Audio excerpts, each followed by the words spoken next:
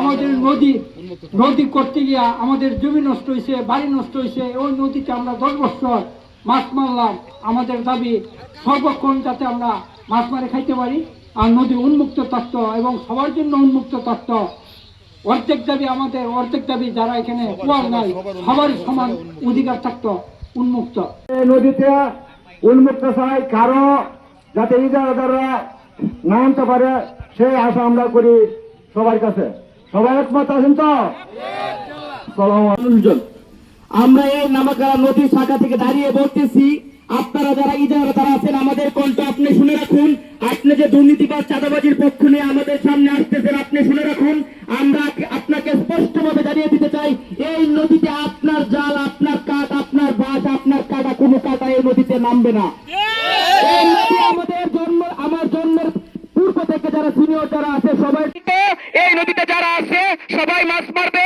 ছোট ছোট যে নৌকা আছে নৌকা ডুবাবে, সপ্তাহ পর পর নৌকা তুলবে, 10 দিন পর পর জাল পাতবে, জাল তুলবে, চুঙ্গা বাইমের যে বাঁশ আছে সেইগুলো পাতবে, সেইগুলো তুলবে। ছোট ছোট যেভাবে মাছ আমরা যেভাবে রক্ষা করতে পারি সেভাবে রক্ষা করব। হাওড় অঞ্চল থেকে যেভাবে আমাদের যে গ্রামের পাশের নদীটা, এটা আমরা সবাই উন্মুক্ত চাই। আমরা ছোটবেলা থেকে দেখতে পাইতেছি যে নদীতে সাধারণ মানুষ মাছ ধরে খায়।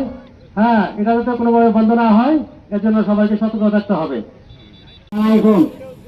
আমরা এই গ্রামে আমার জন্য থেকে দেখতেছি গান নদী আমরা সামনে আছে, আমরা মাছ মেরে খাইতেছি। আমরা অনেক দিন ধরে মাছ মেরে খাইতেছি, অনেক বছর ধরে। আমরা এখনো চাই মাছ মেরে খাইবার। এই জায়গাটা না থাকলে আমরা মাছ খাওয়া বন্ধ হয়ে যাবো, বোঝালা অনেক উপকার হয়েছে। আমরা যা চাই উন্মুক্ত, আর যারা আনতে যা এরা আমরা ইয়া করে যাওয়া লাগবো।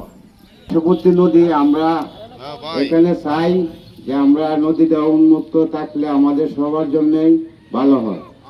আমরা এটাই চাই যাতে অন্য কেউ যাতে কোনো ক্রমে না আনতে পারে, গিয়ে যার মাধ্যমে আমরা এটাই উন্মুক্ত চাই।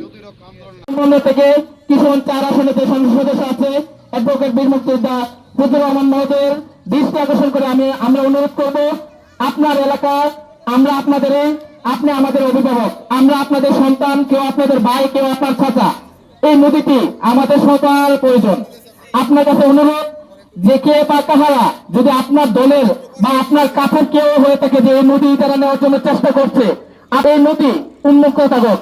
আমরা এই নদী থেকে বিগত সময় যেভাবে মাছ ধরে খেয়েছি, গোসল করেছি, চলাফেরা করেছি, আগামী বছরও আগামী সব সময় যাতে আমরা এই নদীতে সেইভাবে সব ধরনের কার্যক্রম করতে পারি।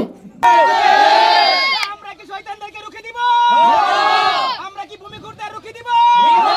আমরা কি নদী ঘুরতে রুখে দিব? আমাদের নদীকে আমরা রক্ষা করব। আমাদের নদী, আমাদের নদী, আমাদের নদী, আমাদের নদী।